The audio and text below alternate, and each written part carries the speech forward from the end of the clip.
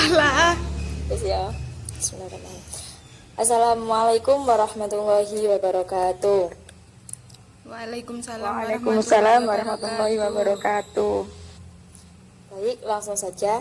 Di sini saya Febi Alvina Pratiwi akan langsung mereview materi tentang manajemen organisasi dan kepemimpinan, yang mana nantinya saya akan menjelaskan atau mengulas kembali tentang apa saja yang telah disampaikan dalam materi manajemen organisasi dan kepemimpinan yang saya pahami pada saat lakmut kemarin.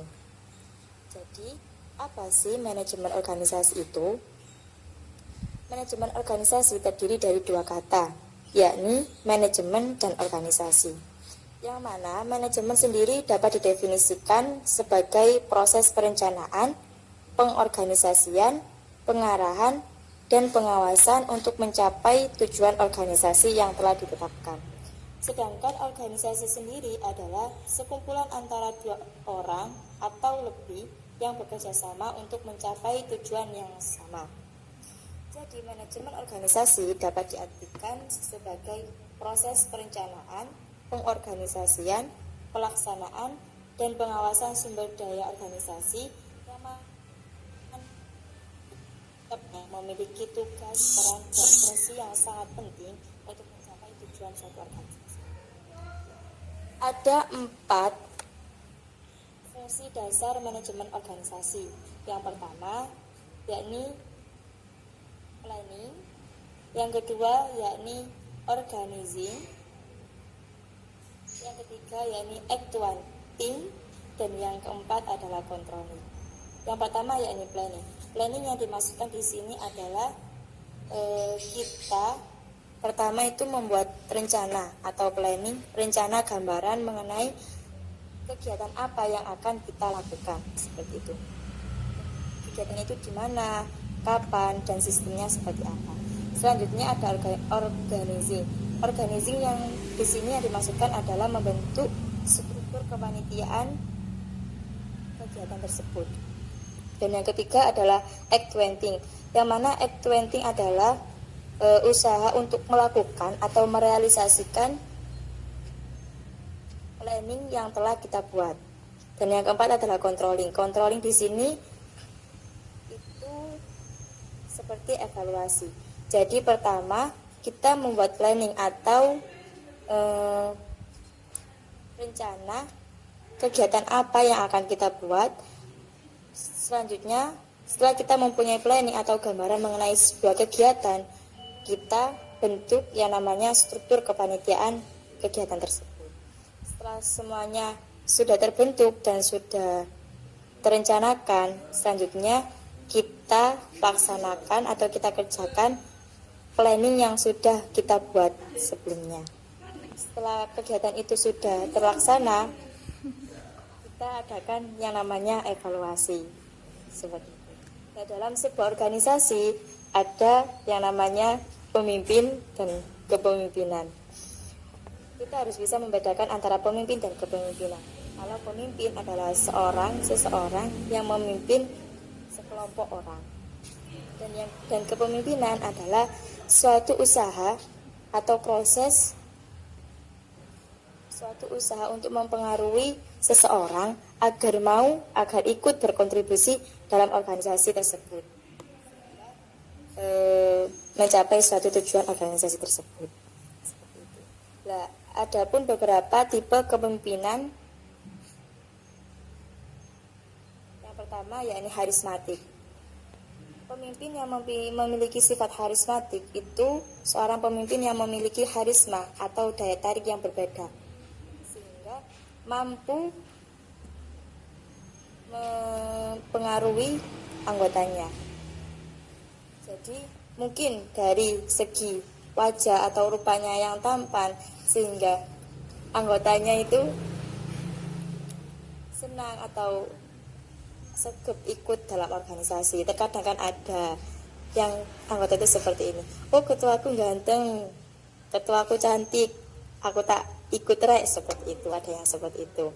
Selanjutnya ada tipe kepemimpinan paternalistis, yang mana seorang pemimpin yang memiliki sifat paternalistis ini menganggap bahwasannya anggotanya itu belum dewasa. Seorang pemimpin ini jarang memberikan kesempatan kepada anggotanya untuk mengambil keputusan atau untuk berinisiatif.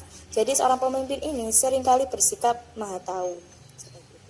Selanjutnya ada tipe kepemimpinan militeristis, yang mana seorang pemimpin ini sukar menerima kritikan dari anggotanya. Dan seorang pemimpin ini sangat menuntut sikap disiplin yang tinggi terhadap anggotanya. Selanjutnya ada tipe kepemimpinan autokratis. Seorang pemimpin yang memiliki sifat atau tipe kepemimpinan autokratis ini menganggap bahwa organisasi tersebut itu milik pribadi atau miliknya sendiri, dan menganggap bahwasannya anggota itu hanya sebagai alat untuk dia mencapai tujuan pribadinya, seperti itu. Dan pemimpin itu tidak mau menerima kritik, saran, dan pendapat dari anggotanya. Serta dalam tindakannya, seorang pemimpin itu sering mempergunakan pendekatan yang namanya atau yang sifatnya memaksa. Selanjutnya ada tipe kepemimpinan laissez-faire atau bebas. Seorang pemimpin yang memiliki sifat kepemimpinan yang seperti ini itu sering menganggap bahwasannya anggotanya itu belum dirasa menganggap bahwasannya anggotanya itu sudah cukup dewasa, cukup mandiri, dan cukup mampu untuk membuat keputusan atau mengurusnya sendiri. Jadi pemimpin ini lebih banyak bertindak sebagai pusat informasi saja, dan hanya sedikit melakukan pengawasan. Serta pemimpin ini sering membiarkan para anggotanya berbeda kepentingan dan kemampuan untuk bertindak ke arahnya sendiri.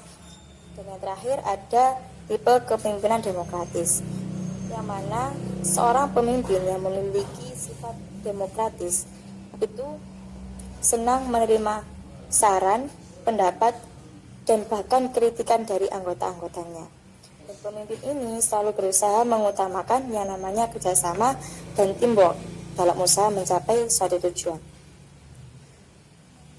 Seorang pemimpin yang memiliki sifat demokratis itu selalu berusaha untuk menjadikan anggota-anggotanya lebih sukses daripadanya.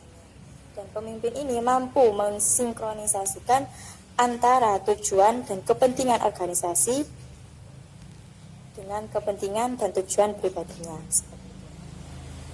Selanjutnya ada pemimpin atau sifat pemimpin ideal menurut Islam. Yang pertama yakni siddiq, yang kedua yakni amanah, yang ketiga yakni tabligh, dan yang keempat adalah taqwa.